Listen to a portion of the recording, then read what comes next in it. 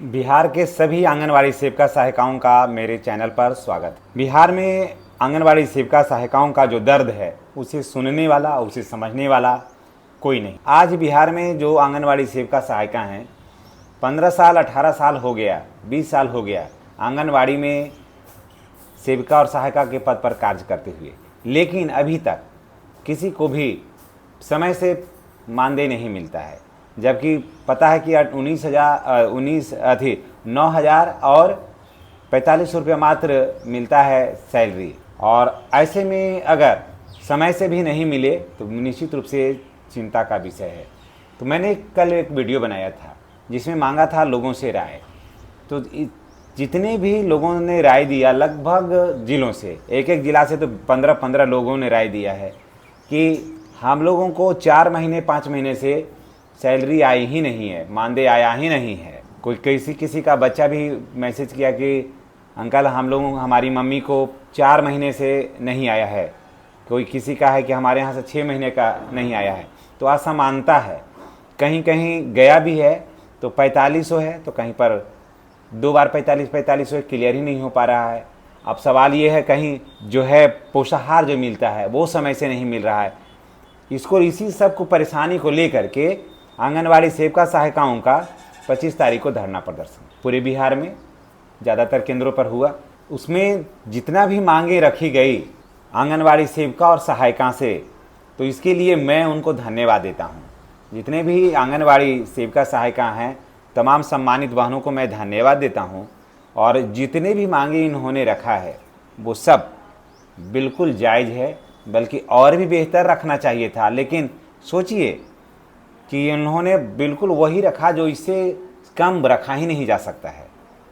अब लेकिन सवाल ये है कि जब इतने सामान्य मांग भी आप नहीं सरकार अगर पूरा करती है तो सरकार को सत्ता में रहने का कोई अधिकार नहीं बनता है। अब हम कहते हैं कि जैसे स्कूल में आप दे दिए टैब, ठीक है, स्कूल में टैब दिए सारा कुछ करने के लिए, टैब को रिचार्ज कराने के लिए आप पैसा दिए, ठीक है, तो आंगनवाड़ी केंद्र में भी तो आपको टैब देना है या मोबाइल लेकर के देना है, क्योंकि वहाँ भी तो सारा काम तो ऑनलाइन ही होता है।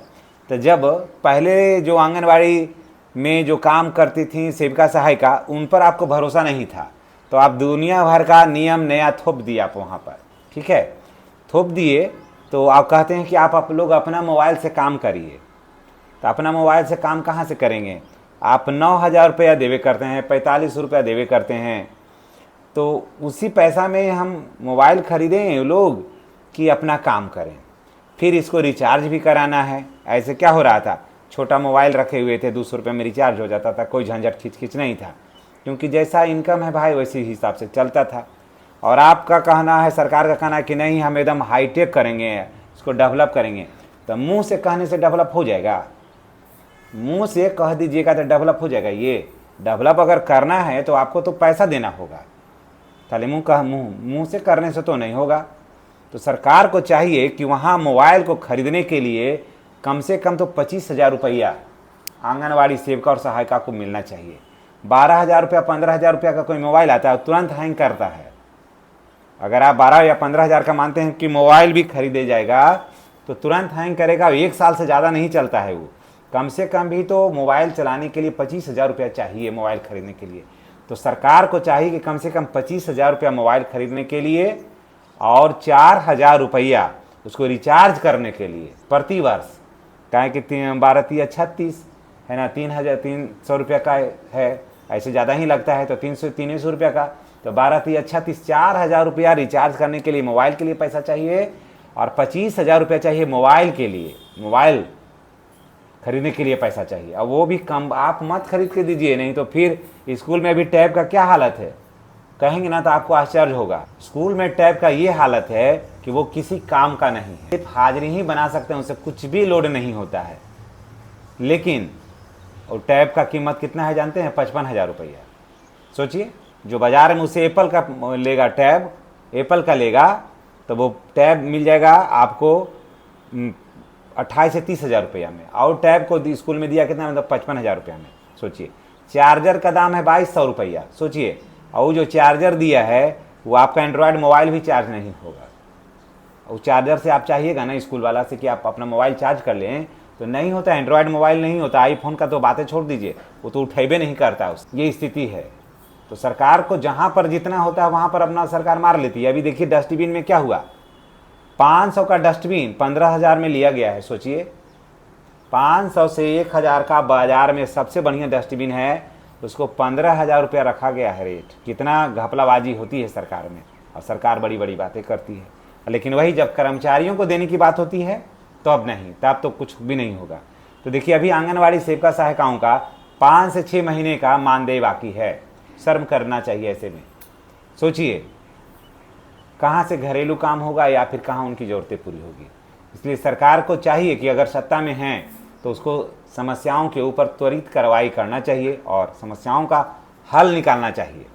और अगर नहीं पार लगता है तो छोड़ दो। अगर सरकार में बैठे हैं, अगर पार नहीं लगता है तो स्वेच्छा से छोड़ दीजिए कि बिहार हमरा से चलने का बात नहीं है। फिर कोई तारनहार तो मिलवे करेगा, लेकिन इस तरह से मत चलाइए बिहार को कि जिसमें वेतन के लिए 1-1 रुपया के लिए मुहताज हो। तो चलिए इसी के साथ हम आपसे विदा लेते हैं। देखिएगा अभी तो जो कल धरना प्रदर्शन हुआ है, जो बैठकी हुई है, दिया गया है विज्ञापन, उसमें ज्ञापन दिया गया है। तो ज्ञापन से क्या कुछ रिजल्ट निकलेगा तो 1-2 दिन के अंदर हम आपके साथ जरूर मिलेंगे। और जितने भी आंगनवाड़ी सेविका सहायिका बहनें हैं, मैं उनको यही कहूँगा कि अगर आप चैनल पर फर्स्ट बार हैं तो चैनल को आप सब्सक्राइब करके बेल आइकन को अवश्य दबाइएगा। और जहाँ तक आपका वेतन वृद्धि की बात है तो मैं आपको बता दे रहा हूँ कि राजस्थान में अब 15-16 दिन के बाद आ रहा है कि कितना वेतन वहाँ के आंगनवाड़ी सेविका सहायिका है ना उनको कितना बढ़ेगा। क्योंकि सरकार आश्वासन दी थी कि हम पूरे देश की आंगनवाड़ी से हम आपका सबसे बढ़िया वेतन देने वाले हैं। तो राजस्थान में देखिए कितना बढ़िया वेतन देती है राजस्थान, तो ये तो आने वाला वक्त बताएगा। अब उसके बाद यूपी की बारी है। अभी देखिए बंगाल चुनाव हुआ तो उसमें आंगनवाड़ी सेविका सहायिकाओं ने काफ़ी अच्छा रोल निभाया। बीजेपी सत्ता में आई तो 14,500 रुपया बीजेपी वहाँ आंगनवाड़ी जो सेविका सहायिका हैं तो उनके मानदेय में 14,500 रुपया की वृद्धि की है। 14,500 रुपया अब मिलता है उन लोगों को। तो इसी के परिप्रेक्ष्य में अब देखिए यूपी में भी है कि 14-15 हज़ार रुपया यूपी में भी बढ़ेगा, और यूपी में भी बढ़ेगा तो उसका सीधा असर बिहार पर भी पड़ेगा। और पूरी उम्मीद है कि बिहार में भी आंगनवाड़ी सेविका सहायिकाओं का सम्मानजनक वेतन मिलेगा, इसमें तो कोई दो राय नहीं है। क्योंकि अब देखिए धीरे धीरे जो भी आंगनवाड़ी सेविका सहायिकाएँ हैं उम्र गुजर रहा है, किन्हीं का 10 साल, किन्हीं का 5 साल, किसी का 8 साल। जो पुराने जो हैं उनका अब यही नौकरी बचा हुआ है। 12-13 साल जाते जाते सब ढन मना जाएंगे, सब खत्म, पूरा कहानी ही एकदम ख़त्म। तो सोचिए कि ऐसे में इतना कम पेमेंट पर क्या होगा। ना पेंशन दीजिएगा, ना कुछ है, ना कोई लाभ है, ना ग्रेजुएटी दीजिएगा, कुछ भी है ही नहीं है। तो किस लगन से लोग काम करेंगे। ये तो लोग सिर्फ समझिए कि एक तरह से सामाजिक सेवा कर रहे हैं। तो चलिए अब देखिए यूपी में क्या कुछ बढ़ता है तो उसका सीधा असर बिहार के आंगनवाड़ी सेविका सहायिकाओं को पर पड़ेगा। तो चलिए इसी के साथ हम आपसे विदा लेते हैं। नेक्स्ट वीडियो में हमारी और आपकी फिर मुलाकात होगी। चैनल पर नए हैं तो चैनल को सब्सक्राइब करके बेल आइकन को दबाना नहीं भूलिएगा। धन्यवाद।